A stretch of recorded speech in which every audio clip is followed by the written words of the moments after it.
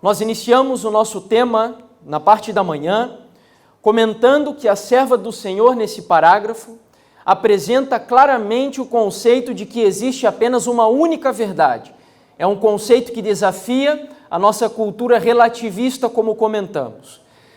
Mas o interessante é que, ao apresentar a existência dessa verdade única, ela divide a maneira de expor essa verdade de duas formas, dizendo que existe uma que ela chamou de verdade presente e a outra que ela chamou de verdade eterna. No tema da manhã, o nosso objetivo foi compreender o que é a verdade eterna. E fizemos uma ligação muito clara da verdade eterna com o Evangelho eterno. Obrigado, irmão. Nós estudamos então o que é o Evangelho eterno, qual é o conceito de Evangelho eterno, porque Jesus precisou morrer, porque ele teve que esgotar aquele cálice até o fim, e o que estava contido no conteúdo daquele cálice. Em resumo, compreendemos o significado do Evangelho eterno. E vimos que a verdade eterna é uma mensagem que sempre existiu no passado, é uma boa nova no presente e ela sempre existirá no futuro. E a maior prova disso é que, embora todo o universo seja restaurado com a segunda vinda de Cristo, o nosso Salvador carregará sobre o seu corpo as marcas do sacrifício por toda a eternidade. Quando nós chegarmos aos céus, os furos da coroa de espinhos, o seu flanco dilacerado, as suas mãos encravadas, bem como os seus pés, estarão ainda com as marcas das consequências do pecado, mostrando que a mensagem do Evangelho, repito, foi uma verdade no passado eterno, é uma boa nova no presente que vivemos e será uma realidade também no futuro e para todo sempre. Agora, o nosso foco nesta tarde é compreendermos o que significa a verdade presente. Eu volto a repetir o que eu disse pela manhã. Na parte da manhã nós entendemos o que significa ser um verdadeiro protestante. E nessa parte da tarde nós vamos tratar de compreender o que significa ser um verdadeiro adventista do sétimo dia. Repito, a verdade eterna nos transforma, se nós a compreendemos, em protestantes verdadeiros e genuínos.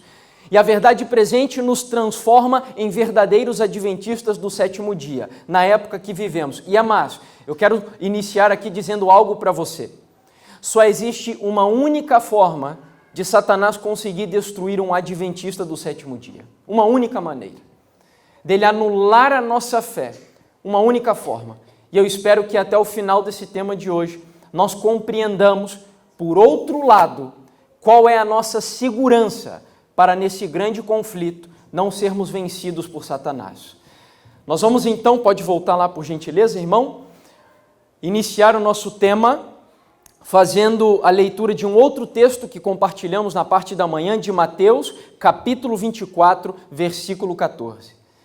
E será pregado este evangelho do reino por todo o mundo para testemunho a todas as nações, e então virá o fim.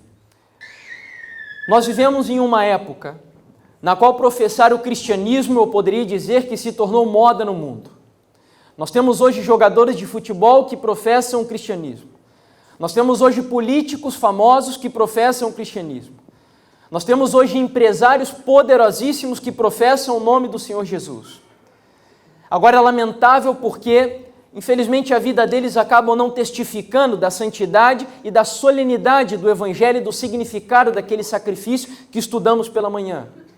Nós temos políticos corruptos que se dizem cristãos, jogadores de futebol que vivem uma vida de prostituição, de promiscuidade, de bebedice, que também dizem servir ao Senhor Jesus Cristo. Mas tirando todas essas coisas de lado, é um fato que o cristianismo talvez se equipare, no momento que vivemos, àquela época na qual Constantino, quando se converte, entre aspas, ao cristianismo, popularizou a religião cristã no grande e famoso Império Romano. O cristianismo hoje tem uma fama muito grande. Nós temos igrejas construídas aos montões e cada vez maiores. Igrejas ali para caber cerca de 10, 20, até 30 mil pessoas. Novamente repito, o cristianismo é muito popular, talvez como nunca tenha sido em toda a história da igreja cristã no mundo que vivemos. Para quem leu o livro do Impacto e Esperança do ano passado, escrito pelo pastor Ivan Saraiva, ele trouxe ali uma informação dizendo que existem mais de 40 mil denominações cristãs espalhadas pelo mundo.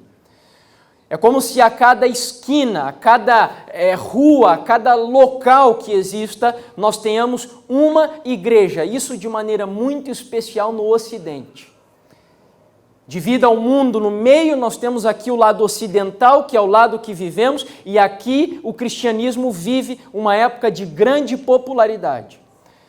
Então, quando eu enxergo essa situação, eu me faço a seguinte pergunta: se o cristianismo hoje é tão popular como talvez nunca tenha sido na história, e a condição para que Jesus venha é que o evangelho do reino seja pregado a todo mundo, por que Jesus ainda não voltou? É verdade que existe uma janela chamada de janela 1040, onde é muito difícil o ingresso do evangelho naquela região. Peguem ali principalmente a região do Oriente Médio, aqueles países fortemente muçulmanos, radicais, exatamente ali naquela área é muito difícil você conseguir entrar com o evangelho da palavra do Senhor, o evangelho cristão. Mas mesmo assim, nós precisamos desfazer um conceito equivocado que existe quando nós lemos esse texto. O texto não está dizendo que o evangelho deveria ser pregado a toda pessoa. O texto está dizendo que o evangelho deveria ser pregado a todas as nações, não é a cada indivíduo. Não é a cada indivíduo. Nós sabemos que quando chegarmos ao reino dos céus, haverão pessoas lá, e a serva do Senhor nos ajuda a compreender isso, que nunca terão ouvido o nome de Jesus e estarão lá no reino dos céus. Inclusive, quando verem as marcas do Senhor Jesus carregando o evangelho eterno no seu corpo, perguntarão: que feridas são estas nas tuas mãos? Mostrando que lá nos céus existirá sim pessoas que nunca terão ouvido sequer o evangelho eterno. E Deus os salvará porque eles viveram na sua completude a luz que eles receberam. Então, por que Jesus ainda não voltou? É muito difícil hoje a existência de um continente. Não existe nenhum continente que não tenha ouvido ainda o nome de Jesus. E país, para não me arriscar a dizer que todos já ouviram, mas eu, de maneira muito segura, digo que a larga maioria dos países que existem no mundo hoje já ouviram sim, de alguma forma, a mensagem do evangelho. Mas se isso é uma verdade, por que Jesus ainda não voltou? O que seria o evangelho do reino? Nós já vimos na parte da manhã um pouquinho sobre isso.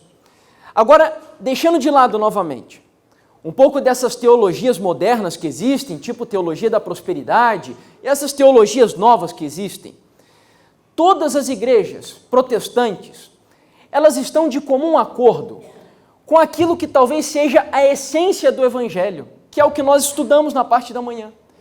E a essência do evangelho é: Jesus morreu na cruz por você. Ele bebeu o cálice da ira de Deus no meu e no teu lugar. Ele se fez maldito por nós no Calvário. Ele se fez pecado por nós lá na cruz. No Getsêmani, os pecados de toda a humanidade foram depositados sobre ele, e a cruz, como nós falamos pela manhã, deixa de ser apenas um objeto, um instrumento de amor, e também se torna um instrumento de juízo.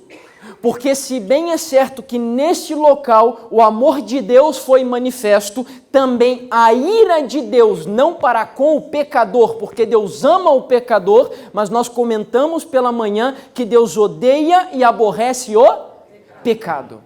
E a cruz revela isso melhor do que qualquer outra coisa. Portanto, as igrejas, elas concordam com essa mensagem essencial. Olhe para a cruz. Olhe para o teu Salvador pendurado no madeiro, é a essência do Evangelho. Talvez muitos já tenham dito isso para você, assim como eu já ouvi muitas vezes. Quando eu estou desanimado, ou quando você está desanimado, ou se decepciona com alguma pessoa na igreja, e aí alguém chega para você e diz: olhe para Jesus, olhe para a cruz. Isso é a base do Evangelho. Mas se essa é a base do Evangelho, por que Jesus ainda não voltou? Eu estou de pleno acordo com essa mensagem, de nós olharmos para a cruz, de vermos no madeiro o exemplo do Evangelho eterno. E a fim de ilustrar para você melhor na prática o significado e a profundidade do que é olhar para Jesus, eu quero compartilhar contigo uma história. Eu preciso que você abra sua Bíblia no livro de Mateus, capítulo 14, versículo 22 até o versículo 31. É a famosa história de Pedro, que foi comentado, se não me engano foi na semana passada, na escola sabatina. Pedro caminhando sobre as águas. Mateus capítulo 14, versículos 22 até o versículo 31. Diz assim a santa palavra de Deus. Logo a seguir, compeliu Jesus os discípulos a embarcar e passar adiante dele para o outro lado do rio, do lago onde eles estavam, enquanto ele despedia as multidões. E despedidas as multidões, subiu ao monte a fim de orar sozinho. Em caindo a tarde, lá estava ele só. Entretanto, o barco já estava longe, a muitos estádios da terra, açoitado pelas ondas, porque o vento lhe era contrário. Na quarta vigília da noite, foi Jesus ter com eles os discípulos andando por sobre o mar. E os discípulos, ao verem-no andando sobre as águas, ficaram aterrados e exclamaram: é um fantasma! E tomados de medo, gritaram. Mas Jesus imediatamente lhes disse: tende bom ânimo, sou eu, não temais. Respondendo-lhe Pedro disse: se és tu, Senhor, manda-me ir ter contigo por sobre as águas. E ele disse: vem. E Pedro, descendo do barco, andou por sobre as águas e foi ter com Jesus. Reparando, porém, na força do vento, teve medo. E começando a submergir, gritou: salva-me, Senhor!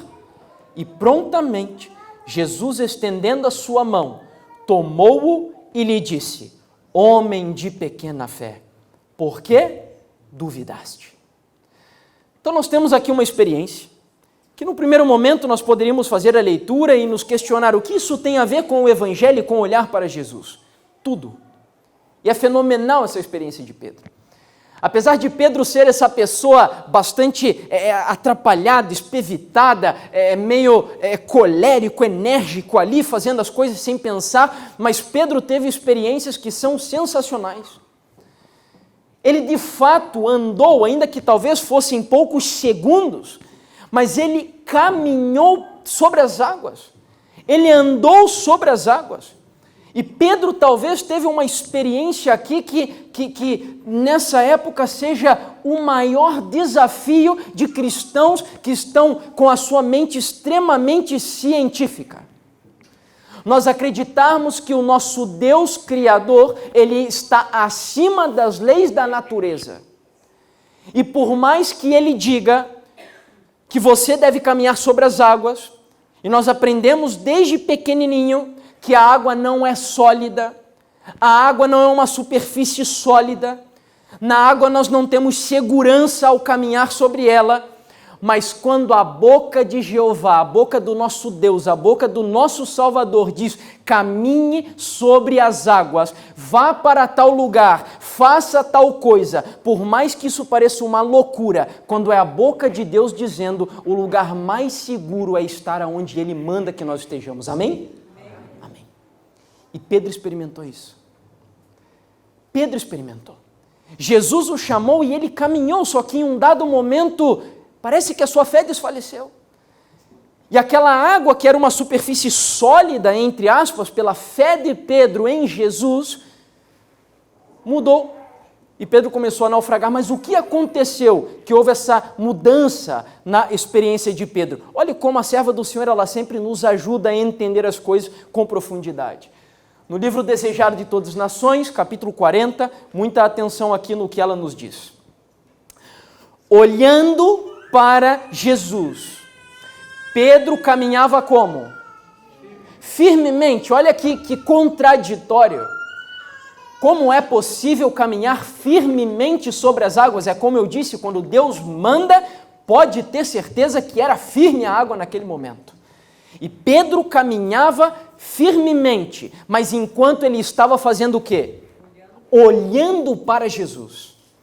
Como satisfeito consigo mesmo, volta-se para os companheiros no barco, desviando os olhos do Salvador. As ondas escapelam-se alterosas e interpõem-se exatamente entre ele e o Mestre. Ele teme. Por um momento, Cristo fica-lhe em oculto. E sua fé desfalece e Pedro começa a afundar ou a naufragar. Então o texto nos mostra a importância de mantermos os nossos olhos fixos em Jesus. Pedro, enquanto estava olhando para Jesus, a sua fé era uma fé superpoderosa, usando essa expressão para nós entendermos o que ele estava vivendo ali. Pedro caminhava firmemente, mas em um momentinho apenas, ele desviou os olhos de Jesus e olhou para os discípulos. Bastaram ali poucos segundos. Nesse momento, Pedro demonstrou que a fé dele estava pautada apenas na visão física. Jesus havia saído de onde ele estava no momento em que a onda apareceu? Jesus havia saído? Não, Jesus estava exatamente ali, mas naquele momento faltou a Pedro o olhar da fé, faltou a Pedro o olhar transcendental, faltou a Pedro a experiência de entender que mesmo que ele não enxergue a Jesus, Jesus sendo um Deus bendito e todo-poderoso, onipresente, se nós mantemos os nossos olhares fixos nele, nós caminharemos seguro e nunca, pela graça do Senhor Jesus, seremos abalados. Mas Pedro desfaleceu e Pedro começou a afundar, pelo simples fato de desviar os olhos de Jesus. Por que o irmão Jefferson está gastando tanto tempo em cima disso? Você já vai entender. Essa experiência de olhar para Jesus, de desviar os olhos de Jesus, na realidade, tem sido o grande êxito de Satanás ao longo da história do cristianismo e do próprio judaísmo. Na verdade, o primeiro assassinato que existiu na história da humanidade foi provocado por uma pessoa que simplesmente, no seu culto oferecido a Deus, desviou os olhos de Jesus. E eu me refiro a quem? A Caim. Muitas pessoas pensam que Caim ofereceu a Deus aquilo que ele tinha de pior. Não foi assim. Caim estava adorando a Deus e Caim, em seu ato de adorar a Deus, deu ao Senhor aquilo que ele tinha de melhor dos frutos da terra. Mas Deus havia pedido os frutos? O que faltou na oferta de Caim? Jesus Cristo, o Cordeiro de Deus. E pelo simples fato de Caim desviar os olhos do Cordeiro de Deus que tira o pecado do mundo, Satanás entrou no coração de Caim, Caim odiou o seu irmão até que chegou ao ponto de assassiná-lo. Pelo simples fato de desviar os olhos de Jesus. Tem uma outra experiência que eu acho fenomenal, isso é para você entender como desviar os olhos de Jesus traz tantos prejuízos, morte, tristezas, frustrações, desvio da fé. Aqui nós temos o exemplo das mulheres que foram até o sepulcro de Jesus quando ele já não estava mais ali. Elas estavam ainda olhando para o Cristo morto, sendo que nesse momento a experiência do Cristo já era o Cristo ressurreto. E elas foram buscar Jesus num lugar onde ele já não estava mais. E essa experiência causou o que para elas? Tristeza, frustração, amargura. Até que Jesus as consolou. Mas essa experiência mostra o problema de buscarmos a Jesus em um lugar onde ele já não se encontra mais. E por que eu estou dizendo isso? Porque o nosso tema, agora, nós falamos que o objetivo era tratarmos sobre a verdade presente. E eu vos pergunto, hoje, Jesus se encontra na cruz do Calvário? Jesus está crucificado ainda? Não. Portanto, o Evangelho eterno no século 21 não pode se resumir a Cristo e a este crucificado. Não pode. Nós não conseguimos resumir a nossa experiência hoje de olhar para Jesus, olhando simplesmente para onde? Para a cruz. olhar para a cruz é importante? É importante ou não é? Deixa eu mostrar um exemplo aqui para vocês. Suponhamos que eu seja uma criança pequena e eu quero chegar até essa plataforma que está aqui. Para subir até essa plataforma, eu preciso subir 1, 2 degraus e eu chego então na plataforma. Para que eu chegue na plataforma do Evangelho eterno, para esta época, é necessário que eu passe pelo primeiro degrau do Evangelho. E o primeiro degrau do Evangelho é a verdade eterna, que é Cristo crucificado.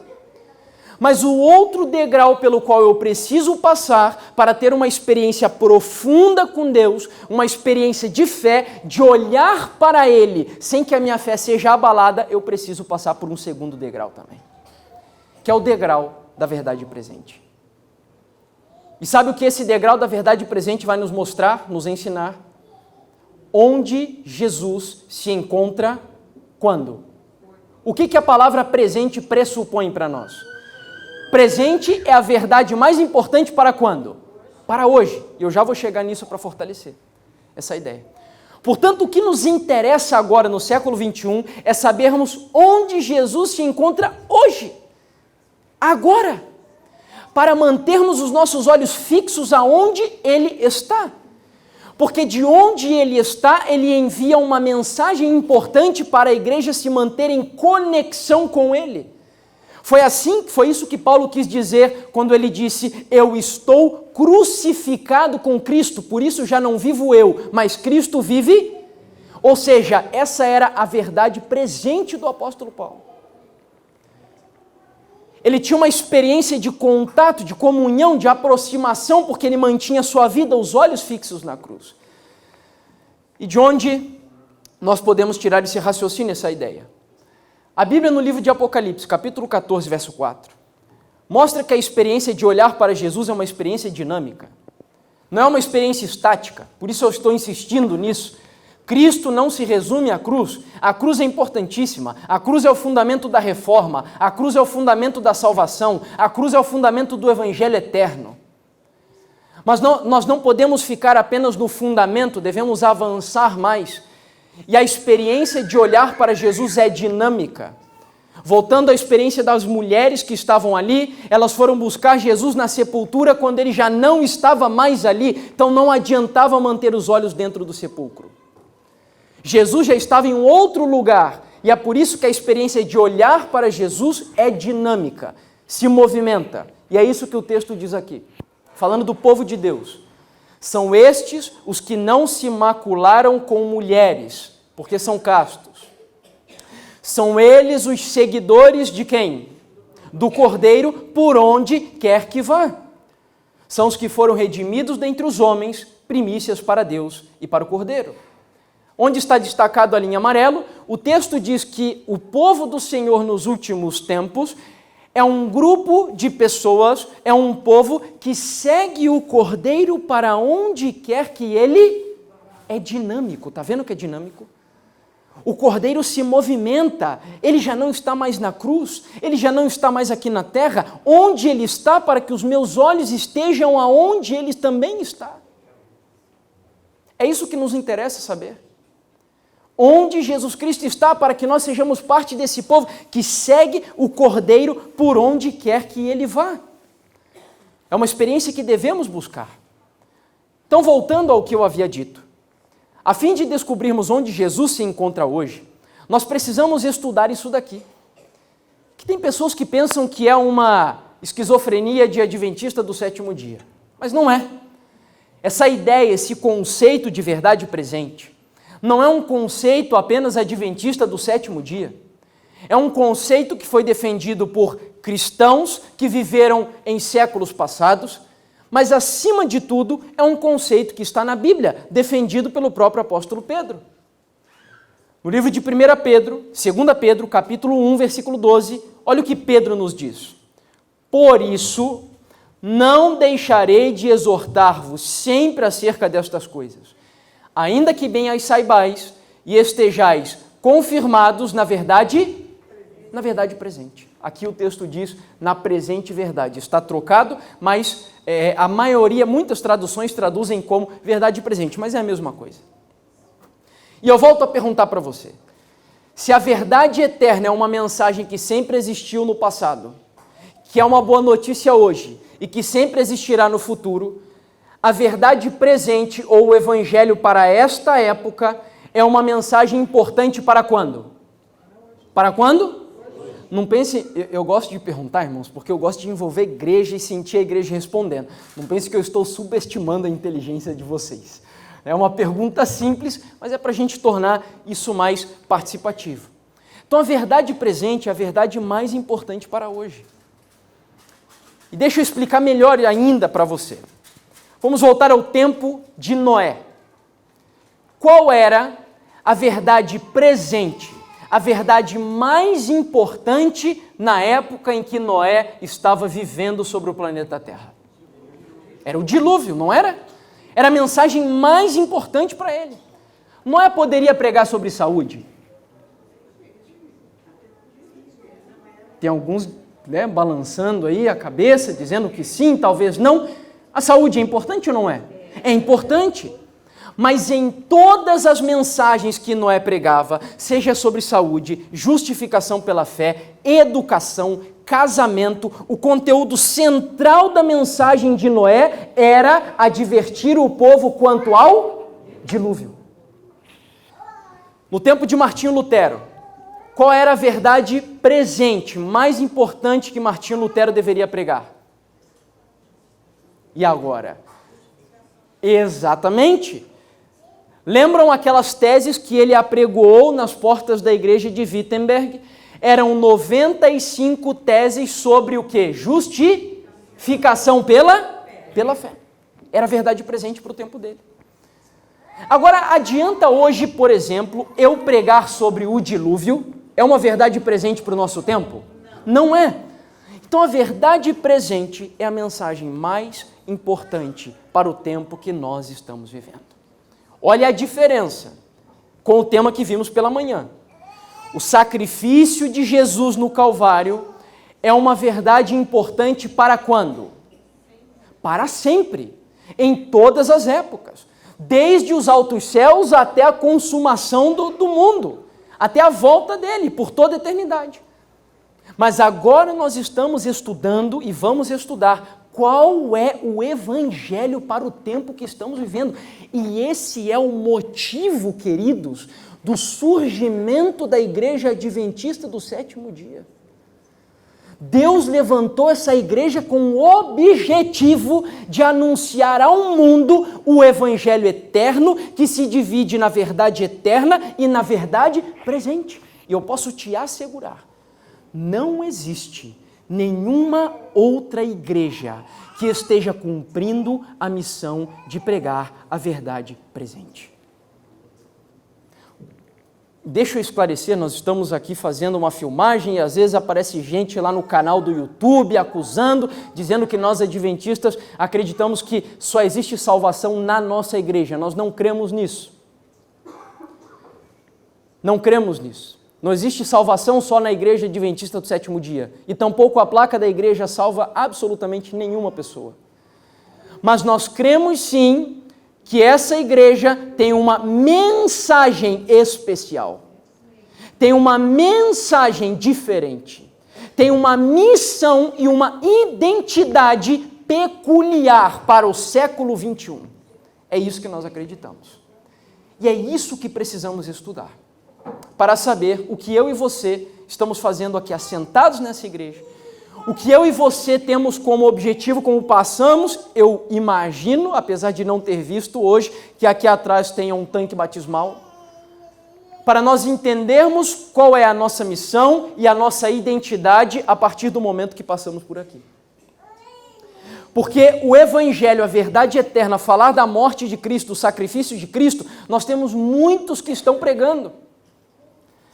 Mas em complemento a isso, Deus nos ensina que hoje os nossos olhos devem ser dirigidos para a cruz e para um outro lugar onde Jesus Cristo está.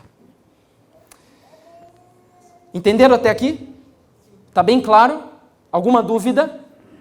Não, né? Não fiquem acanhados. Se tiverem alguma dúvida, podem levantar a mão, apesar de estar gravando. Eu repito a sua pergunta aqui para que os outros tenham acesso na filmagem. Tá? É só levantar a mão e eu dou a oportunidade. Então nós vamos agora ao segundo momento do nosso estudo.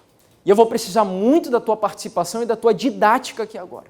Você preste muito atenção. Nosso propósito é chegarmos até o local onde Jesus se encontra hoje, para que os nossos olhos possam estar fixos lá.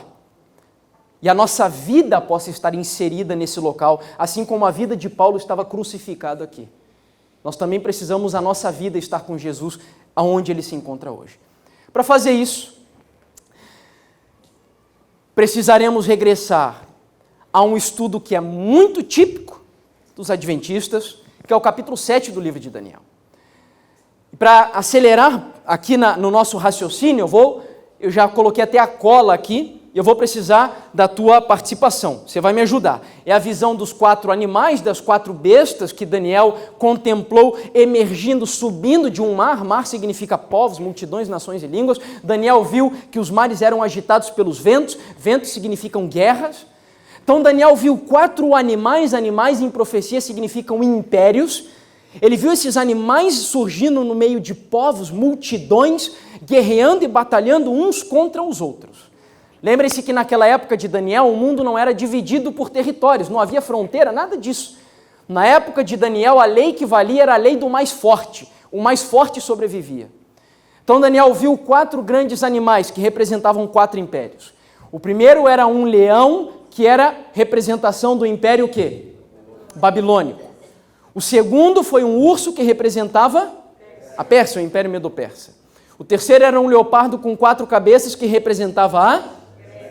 O quarto animal era um animal terrível. Daniel nem encontrou uma maneira de um animal parecido para descrevê-lo, e ele só disse que era um animal terrível, espantoso, muito forte. E esse animal representava qual império?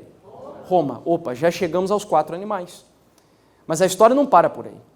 Daniel viu que da cabeça desse quarto animal, que é o Império Romano, lembra o que ia surgir da cabeça dele? Quantos chifres?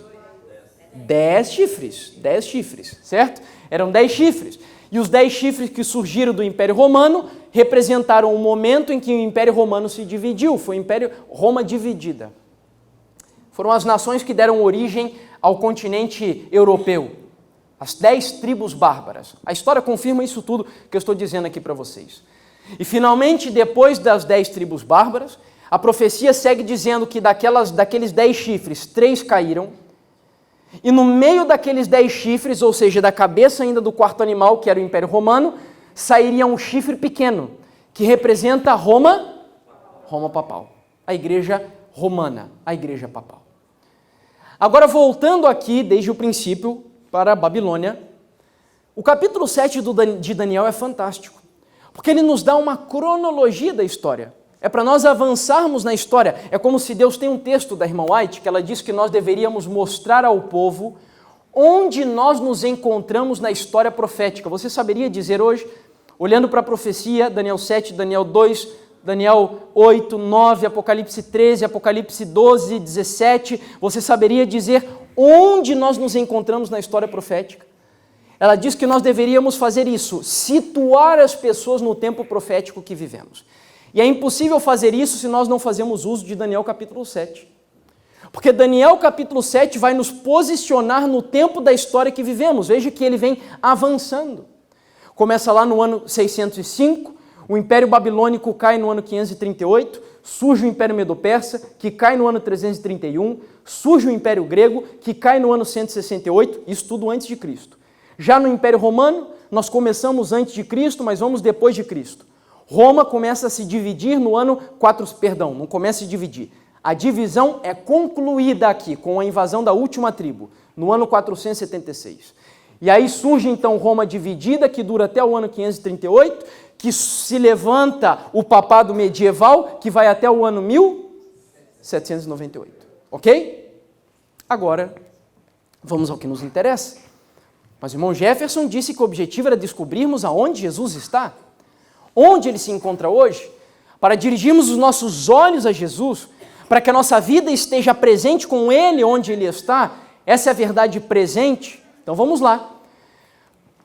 Apenas dizendo a vocês, lá no capítulo 7 de Daniel, onde começa com Babilônia, vai desde o versículo 4 até o versículo 8 com Roma papal. É uma sequência cronológica, como eu disse. Agora vejam o que vem em seguida, versículo 9. Ou seja, a partir de qual ano? 1798. A partir de 1798 aconteceria isso que está aqui descrito. Preste atenção. Até que foram postos uns tronos, e um ancião de dias se assentou. A sua veste era branca como a neve, e o cabelo da sua cabeça como a pura lã. E seu trono eram chamas de fogo, e suas rodas como de fogo ardente. Versículo 10. Um rio de fogo manava e saía de diante dele. Milhares de milhares o serviam, e milhões de milhões assistiam diante dele. Assentou-se o juízo e abriram-se os... Então, em primeiro lugar, nós chegamos à conclusão de que em algum momento, depois do ano de 1798, lá no céu, porque a Bíblia fala que isso sucedeu no local onde está o ancião de dias. E quem é o ancião de dias? Deus. E onde está Deus? Pai nosso que está nos céus. Então isso acontece no céu. Lá no céu nós temos a cena de um juízo sendo armado em algum momento depois do ano de 1798. Mas o nosso interesse é buscar onde Jesus estava nessa história toda. Vamos seguir, versículo 13. Eu estava olhando nas minhas visões da noite, e eis que vinha nas nuvens dos céus um como o filho do... Quem é o filho do homem? Achamos quem precisamos. E dirigiu-se ao ancião de dias e o fizeram chegar até ele.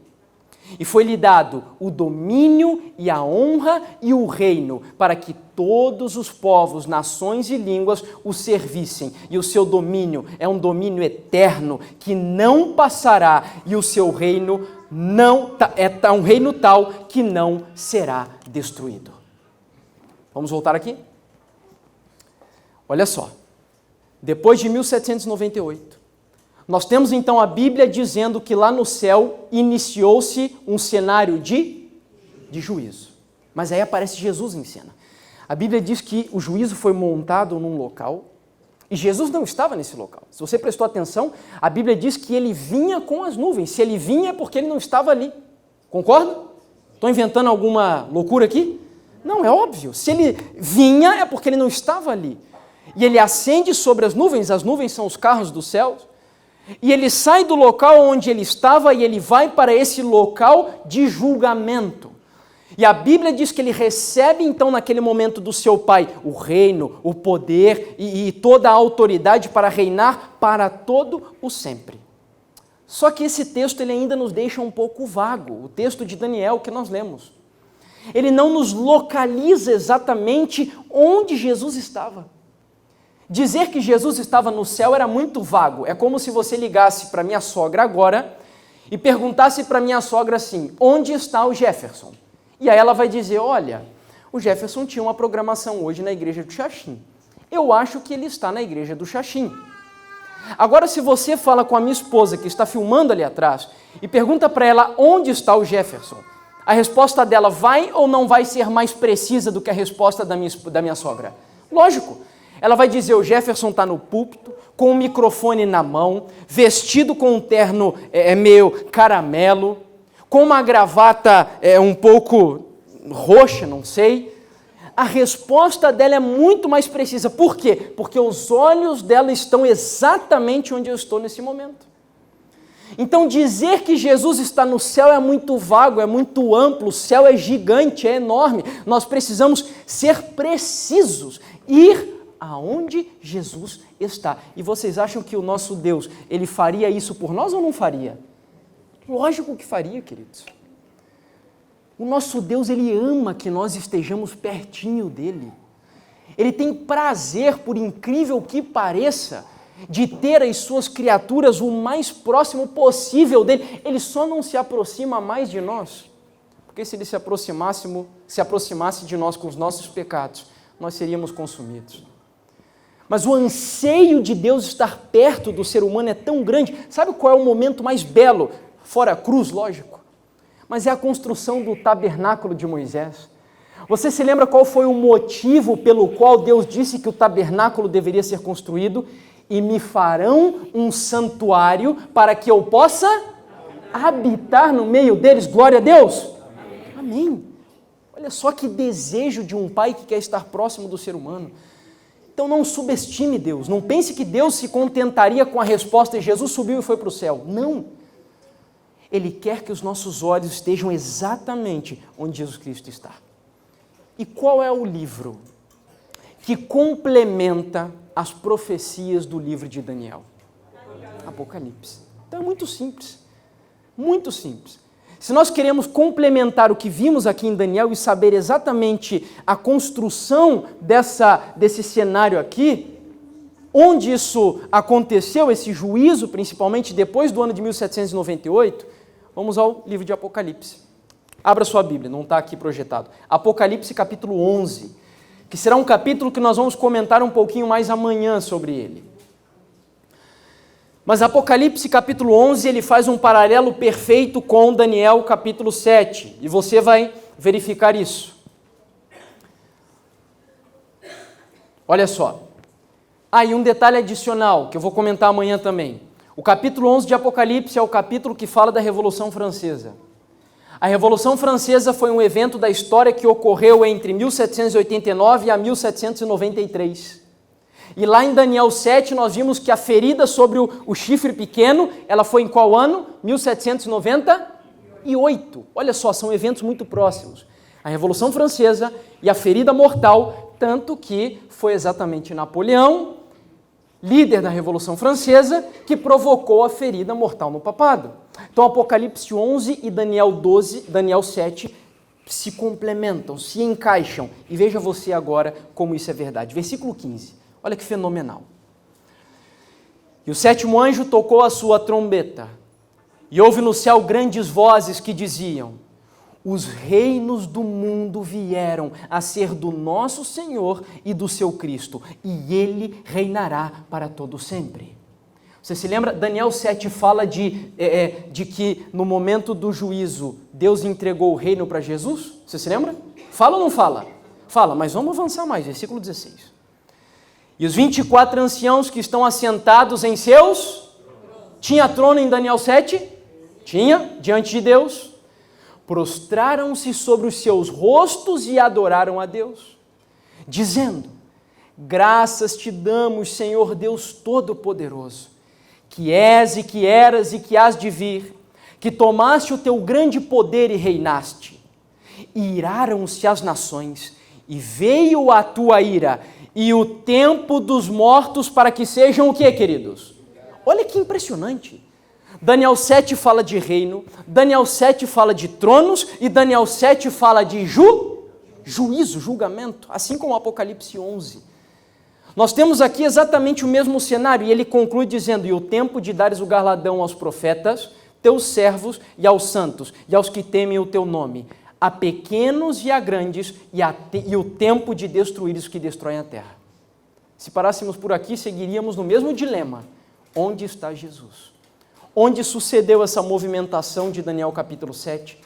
Agora, deleite-se, se alegre, se regozije com os teus olhos, fazendo a leitura do versículo 19. E abriu-se no céu o templo de Deus, e a arca da sua aliança foi vista no seu templo, e houve relâmpagos e vozes, e terremotos, e trovões, e grande saraivada. O versículo 19 mostra qual foi o ambiente do céu onde estava acontecendo o cenário do julgamento, onde a movimentação do Senhor Jesus ocorreu sobre uma nuvem, saindo de um local e indo para um outro local. Qual foi esse edifício? Como se chama esse edifício? Não sabem? É o santuário primeiro, o santuário. Toda essa movimentação do juízo, dos tronos, tudo isso aconteceu dentro do santuário celestial. E o Senhor Jesus saiu de algum lugar e foi para um outro lugar dentro do santuário celestial. Agora, a irmã, como é seu nome, irmã, que disse Santíssimo? Irmã Mara. A irmã Mara disse que é o lugar santíssimo. Mas como a irmã Mara chegou à conclusão, e talvez você também, de que esse local para onde Jesus estava se movendo era o lugar santíssimo? Porque no lugar santíssimo era feito, né, uma vez por ano. O julgamento. Mas aqui no versículo nós temos um elemento ali que digamos, a peça do quebra-cabeça. A irmã levantou a mão. A Arca da Aliança. Porque a Arca da Aliança era o único móvel de todos os móveis que estava dentro do lugar santíssimo. Então, quando a Bíblia diz que nesse momento do juízo, da entrega do reino, que os tronos foram armados, que nós aqui já podemos dizer, porque já estudamos a profecia de Daniel 8 e Daniel 9, 2.300 tardes e manhãs, nós sabemos que isso tudo aconteceu em qual ano? Não me decepcione, por favor, senão nós vamos ter que fazer um outro estudo aqui. Qual foi o ano do início do julgamento que Jesus saiu do santo e entrou no santíssimo? Qual foi? Amém, amém, glória a Deus, amém, essa data é importantíssima. Sabe por quê? Porque no ano 31, que foi o ano que Jesus morreu, nós temos o marco do evangelho eterno, da verdade eterna. Mas no ano de 1844, nós temos o marco da verdade presente. São duas datas importantíssimas que se complementam. A expiação começou na cruz e será concluída dentro do lugar santíssimo. Vamos explicar isso de maneira um pouquinho mais didática. Olha só, irmãos. Veja, eu mostrei tudo para vocês na Bíblia, sem usar os escritos da irmã White. Mas agora eu preciso ir para os escritos dela, para mostrar que ela escreveu exatamente em harmonia com o que nós estudamos. E claro, com mais facilidade, com mais profundidade. Primeiros escritos, capítulo, se chama A Mensagem do Terceiro Anjo. Encerrando-se o ministério de Jesus no lugar santo, e passando ele para o lugar santíssimo, tente enxergar essa cena. E ficando em pé diante da arca, a qual contém a lei de Deus, enviou um anjo poderoso com uma terceira mensagem ao mundo. Um pergaminho foi posto na mão do anjo. E descendo ele à terra com poder e majestade, proclamou uma terrível advertência com a mais terrível ameaça que já foi feita ao homem. Esta mensagem estava destinada a pôr os filhos de Deus de sobreaviso, mostrando-lhes a hora de tentação e angústia que diante deles estava. Disse o anjo: serão trazidos em cerrado combate com a besta e a sua imagem. Sua única esperança de vida eterna consiste em permanecer firmes, posto que sua vida esteja em jogo, deverão reter com firmeza a verdade. Agora, muita atenção no desfecho desse texto. O terceiro anjo encerra sua mensagem assim: aqui está a perseverança dos santos, os que guardam os mandamentos de Deus e têm a fé de Jesus. Ao dizer ele estas palavras, aponta para o santuário celeste. Ao quê? A mente. Os olhos da fé. Os olhos da fé se chama mente, cérebro. No momento em que o terceiro anjo é enviado, ele aponta para o lugar santíssimo e a mente de todos os que abraçaram, viveram, creram na mensagem. Qual mensagem? Qual mensagem? Do terceiro anjo. É dirigida para o lugar santíssimo, ou seja, mantiveram os olhos fixos em Jesus. Foram crucificados no Santíssimo com Jesus. Estou usando apenas aqui, parafraseando o que Paulo disse.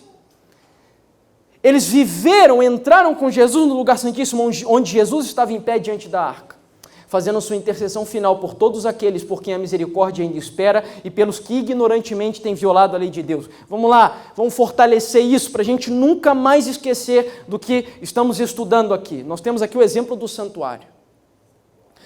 O texto diz que Jesus estava onde? Em qual compartimento? Deixa eu voltar aqui. Jesus estava antes de 1844, que não está dando para usar a ponteirinha, por isso que acabou avançando, no lugar santo. antes de 1844 no lugar santo, certo? Em um dado momento, quando houve ali um início do juízo no céu, ele sai do lugar santo e entra no lugar. E Jesus, quando entra no lugar santíssimo, fica parado na frente de qual móvel? Isso é importantíssimo, importantíssimo. A arca é mencionada em Apocalipse 11 e é mencionado também na visão da serva do Senhor. E você já vai entender por quê. Ele para na frente da arca, e na frente da arca ele dá uma ordem para um anjo: desça imediatamente ao planeta Terra. É o último anjo, a Bíblia só fala de 3 anjos. Por isso que o nome do projeto que eu desenvolvo se chama A Última Verdade Presente. Porque a última mensagem de misericórdia ao mundo foi dada para ser proclamada pela Igreja Adventista do 7º dia. A última mensagem. Não tem outra igreja, não tem outra mensagem. Depois de pregar esse evangelho para o mundo inteiro, sabe qual é o evento que acontece? A segunda vinda do nosso Salvador Jesus Cristo. Ele só está esperando isso. Então ele para esse anjo lá dentro do lugar santíssimo e diz: vai para o planeta Terra. Entregue, ele dá um pergaminho na mão do anjo, entrega esse pergaminho, ele para aqui na frente da arca, como eu disse. Ele entrega esse pergaminho, o anjo voa para o planeta Terra, ele dá a mensagem para os habitantes do planeta Terra, e todos aqueles que abraçam essa mensagem, a mente deles entra com Jesus no lugar santíssimo. No lugar santíssimo.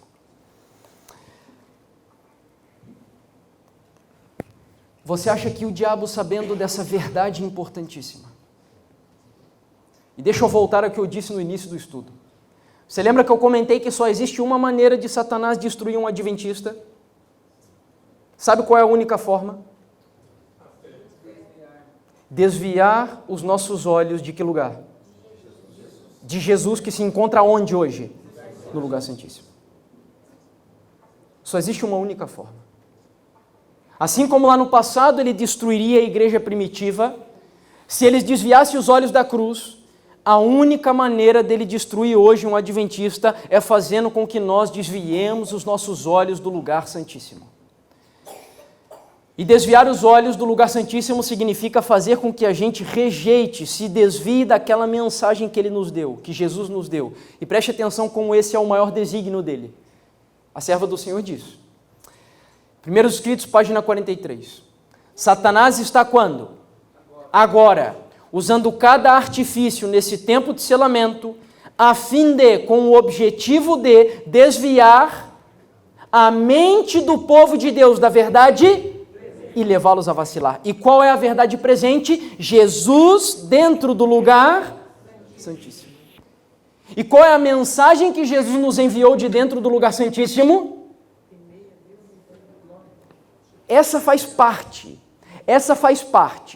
Mas tanto a mensagem do primeiro anjo como a mensagem do segundo anjo foram enviadas para a igreja protestante antes de Jesus entrar no lugar santíssimo.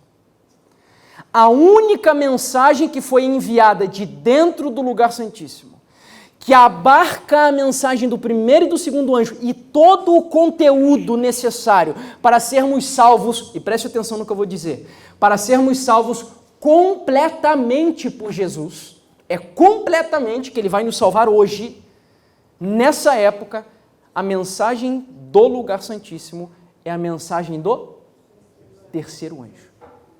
A mensagem do terceiro anjo. Para a gente concluir, irmãos, para nós concluirmos, eu quero mostrar para você aqui, eu já vou ler as outras, vamos fazer o seguinte, deixa eu ler esses textos da Mensageira do Senhor, para mostrar a você a importância da mensagem do terceiro anjo dentro do contexto de olharmos para Jesus, da verdade presente, e que a mensagem do terceiro anjo é o evangelho eterno para hoje. Olha o que diz aqui. Mensagens Escolhidas, volume 2, capítulo 12. A força da advertência virá agora ao povo de Deus de perto e de longe, é a mensagem do terceiro anjo. Outro parágrafo. A primeira e a segunda mensagens, como eu disse, foram dadas em 1843 e 1844. E encontramos-nos agora sob a proclamação da terceira. Mas todas as três devem ainda ser proclamadas. Pela pena e pela palavra, devemos fazer soar a proclamação, mostrando-lhes a ordem e a aplicação das profecias que nos trazem a mensagem do terceiro anjo. E esse último texto aqui. Esse é o mais fantástico de todos. Conselho sobre Saúde, página 554. A terceira mensagem angélica é a mensagem do quê? Muito baixinho. A terceira mensagem angélica é a mensagem do Evangelho. É o nosso objeto de estudo. Para quando? Para os últimos dias. E em caso algum deve ela ser necessária. Em nossas instituições, quando qualquer coisa é colocada acima da mensagem do terceiro anjo, o Evangelho não é o grande poder que lidera. Como conectar a mensagem do terceiro anjo com o conceito de Evangelho? Como relacionar? Porque a mensagem do terceiro anjo é uma ameaça, é uma denúncia à besta e à sua imagem. Se você se recordar o que nós estudamos, e abra, deixa eu voltar aqui, para quem esteve aqui na parte da manhã, olha como a mensagem do terceiro anjo, ela conecta essa mensagem com o Evangelho. E seguiu-os o terceiro anjo dizendo com grande voz, se alguém adorar a besta e a sua imagem e receber o sinal na sua testa ou sobre a mão, também esse beberá do vinho da ira de Deus, que se deitou, não misturado no quê? No cálice da sua ira. E é exatamente aqui que está a conexão com a mensagem do Evangelho. Porque nós vimos na parte da manhã que no jardim do Getsêmani, Jesus teve que beber o quê? Um cálice. Um cálice. E esse cálice representava a ira de Deus sendo despejada sobre Jesus no Getsêmani e na cruz do Calvário. E a mensagem do terceiro anjo, ela é um apelo de Deus, é o último apelo de Deus para a humanidade. É quase que um pai que ama tanto a raça humana, implorando, não adorem a besta, não adorem a sua imagem, não adorem a sua marca, porque todos estes terão que beber o cálice por si. E eu já entreguei o meu filho no Calvário. E o meu filho está intercedendo por vocês hoje no lugar santíssimo. Vocês não precisam beber o cálice da ira. E como isso? Rejeitando a adoração à besta, a sua imagem e a sua marca. E por que eu dei tanta ênfase ao fato de que a mensagem do terceiro anjo, ela nos salva completamente? Por isso aqui, ó, a mensagem do Evangelho hoje. Eu não tenho tempo de me aprofundar nesse slide que está aqui, mas isso daqui é a mensagem do terceiro anjo. A irmã White, ela usa o símbolo de um corpo para representar a mensagem do terceiro anjo. Tem gente que pensa que a Igreja Adventista do Sétimo Dia deveria só pregar sobre profecia, falar contra o papado, contra a Igreja Católica. Isso se chama fanatismo. É você ir para um extremo da nossa mensagem. Lembra que eu falei? O Evangelho eterno, junto com a verdade presente, nos salva completamente. Completamente. E profecia é apenas uma parte da mensagem do terceiro anjo, que é o corpo. Mas essa mensagem, esse corpo também tem um cabeça.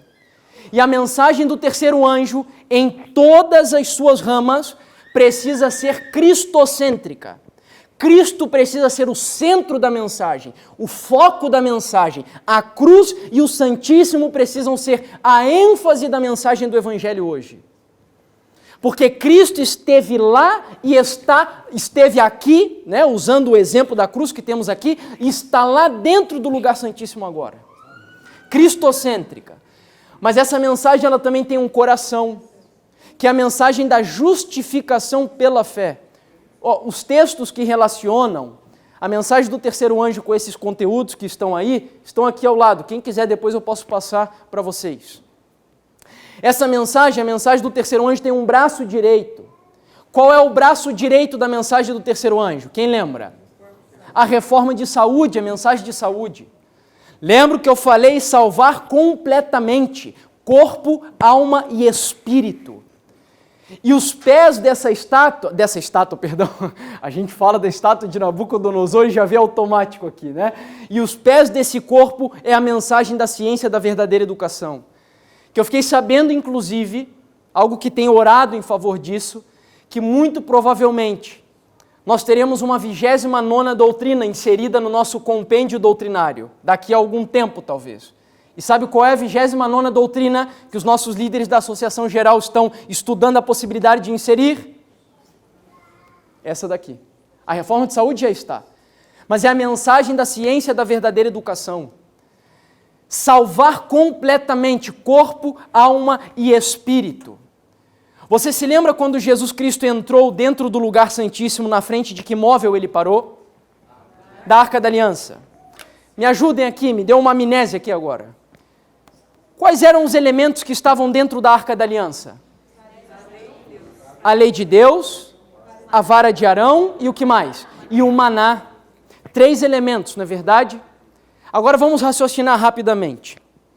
O maná foi dado por Deus para um povo que estava peregrinando rumo a Canaã terrestre, com o propósito de mudar a alimentação deles, de prepará-los física, mental e espiritual para uma nova dieta, porque Deus queria viver uma intimidade totalmente diferente com eles.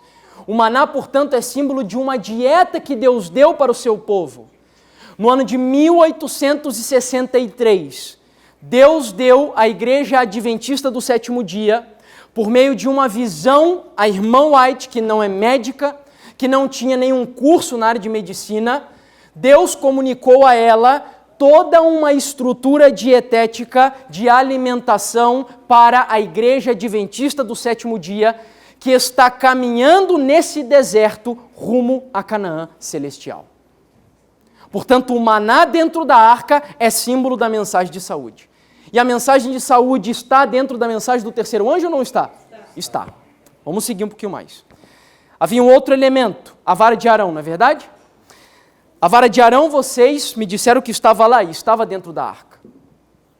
A vara de Arão, ela foi utilizada por Deus para repreender o povo, para educar o povo, para ensinar o povo qual era o verdadeiro sacerdote que ele havia instituído. Qual era o verdadeiro líder que ele havia chamado para conduzir o seu povo nas cerimônias do santuário e rumo a Canaã. Portanto, a vara é símbolo de educação. No ano de 1872, Deus comunicou também à Igreja Adventista do Sétimo Dia toda uma estrutura educativa que a igreja deveria seguir para ter famílias preparadas para iluminar a terra com a glória de Deus. E a mensagem de educação faz parte da mensagem do terceiro anjo ou não? Faz parte. E qual é a última? Qual é o último elemento dentro da arca? As tábuas da lei. No ano de 1888, Deus enviou sobre a Igreja Adventista do Sétimo Dia em Minneapolis, Minnesota, numa associação geral, uma assembleia realizada pela igreja, 2 mensageiros chamados Wagoner e Jones, que a serva do Senhor disse que foram enviados por Deus, trazendo para a igreja um novo entendimento, uma nova compreensão da mensagem de, quem lembra? Justificação pela fé. E assim nós temos aqui, irmãos, completo. Deus levantou a Igreja Adventista do Sétimo Dia e é por isso que Jesus precisou entrar dentro do lugar santíssimo. E ele parou na frente da arca, mostrando que o terceiro anjo levava em sua mensagem todos os elementos que estavam ali dentro da arca, saúde, justificação pela fé, profecia, etc., educação. E a partir da mensagem desse anjo, Deus levantou essa igreja, que eu creio que foi levantado pela sua mão, e que apesar de todos os desafios, e aparentemente nós termos por vezes receio de que ela vá cair, pela graça de Jesus ela não cairá. Eu espero que com o tema que nós estudamos aqui, você tenha chegado ao entendimento do que significa hoje estar dentro do lugar santíssimo com Jesus. Sabe qual é a única maneira hoje de você manter os olhos fixos em Jesus do lugar santíssimo? Qual é a única maneira? O que Jesus nos enviou de dentro do lugar santíssimo? Qual anjo? O terceiro, com uma mensagem, não é verdade? Uma mensagem. A única maneira de eu responder ao meu Salvador, se eu quero estar com Ele dentro do lugar santíssimo, é aceitando a mensagem que Ele enviou de lá de dentro. É a única forma. Sabe, irmãos, tem pessoas que que muitas vezes me perguntam, irmão, olha, mas eu tenho tantas lutas, tantas dificuldades, e tem pessoas que ficam esperando aquele Deus mágico que vai fazer assim com a tua vida e mudar de uma hora para outra. Não existe mágica. Deus é um Deus que age por meio de cursos naturais. Às vezes, quando é necessário, Ele age de maneira sobrenatural. Vencermos os pecados da nossa vida hoje, nos prepararmos para a vinda de Jesus, fazer com que a nossa vida seja um reflexo da glória de Deus, a única maneira é aceitando a mensagem que Ele nos enviou. Esse é o Evangelho eterno. Unido ao tema que estudamos pela manhã, Jesus crucificado no Calvário, morrendo no meu e no teu lugar. E a verdade presente, Jesus dentro do lugar santíssimo, junto com a mensagem do terceiro anjo. Esse é o Evangelho eterno. Você quer a experiência desse Evangelho para a tua vida? Você quer essa experiência? Que sim, mais tímido. Eu sei que nós pensamos quando damos uma resposta dessa, porque realmente quando nós olhamos para esse corpo, é um desafio. É um desafio. Sabe, eu quero fazer uma proposta para vocês, antes que eu me esqueça, amanhã, a gente aqui já encerrou, e amanhã nós vamos dar sequência com o nosso estudo que se chama O Grande Conflito e o Evangelho. Esse vai ser o nosso tema amanhã.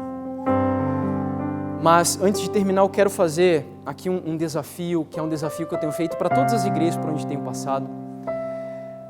A maior luta hoje contra o povo adventista de Satanás é mudar a nossa cosmovisão, a nossa maneira de enxergar o mundo. Nós adventistas temos uma forma de enxergar o mundo. É como se nós tivéssemos um óculos que Deus nos deu e através desses óculos nós enxergamos o mundo dessa forma. E Satanás quer tirar esse óculos, quer nos cegar, nos tirar de dentro do lugar santíssimo de todas as maneiras. Sabe, eu digo que é impossível uma pessoa que foi batizada na igreja dizer que é um adventista verdadeiro, autêntico, se ele não tiver passado por essa experiência que eu vou desafiar vocês aqui. A nossa associação, que é a Associação Central, eu imagino que a Associação Sul deva ter isso também, o pastor pode me auxiliar nessa dúvida. Nós temos lá um material que é um plano de leitura da Bíblia e do Espírito de Profecia, para você cumprir esse plano em 1 ano, 2 anos ou 3 anos. Lógico que não são todos os livros do Espírito de Profecia, mas são, presta atenção, os 5 livros principais da irmã White, que vão dar a nós adventistas a cosmovisão do grande conflito, desde a batalha no céu até a consumação, a derrota e a destruição do pecado e a vida eterna. Tudo. Começa com o livro Patriarcas e Profetas, Profetas e Reis, Desejar de Todas as Nações, Atos dos Apóstolos e termina com Grande Conflito. Um adventista que ainda não se deu ao luxo, a preocupação, a dedicação, o empenho de ler esses 5 livros e relê-los, que é o que eu tenho feito, que a minha esposa tem feito também, não pode se dizer que compreende realmente na sua amplidão a mensagem adventista. Então o desafio que eu faço para você é, nós teremos aqui apenas, são 3 mensagens, é impossível a gente esmiuçar ela para você compreender toda ela, tá? Então o desafio é, eu não sei quem é o departamental, quem é diretor aqui de Ministério Pessoal, está aqui presente, diretor de Ministério Pessoal, aí atrás a irmã, tá? Como é seu nome, irmã? Estela. A irmã Estela, portanto, é diretora do departamento pessoal. Ela pode auxiliar vocês na aquisição desse material. E eu faço esse apelo, adquiram. Vocês querem entender a mensagem do terceiro anjo em profundidade?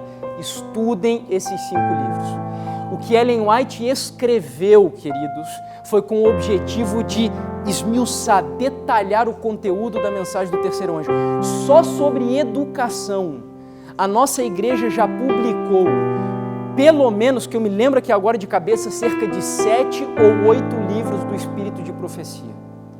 Cerca de 7 ou 8 livros. É lamentável, é muito triste hoje a gente ver os nossos pastores se descabelando, se desesperando, porque as famílias estão desestruturadas, casamentos sendo desfeitos, filhos mal educados. Se nós dedicássemos tempo hoje e nós tivéssemos uma igreja dentro da nossa casa, vocês podem ter certeza que Jesus Cristo já tinha voltado. Pode ter certeza. Mas ainda há tempo, ainda há tempo. Isso vai depender, eu sempre digo assim, quando nós concluímos uma programação onde eu vou, as pessoas dizem, irmão, pena que terminou. E eu digo, terminar ou não terminar uma programação vai depender de você. Isso daqui pode ser apenas o começo de toda uma programação de restauração e mudança na minha e na tua vida.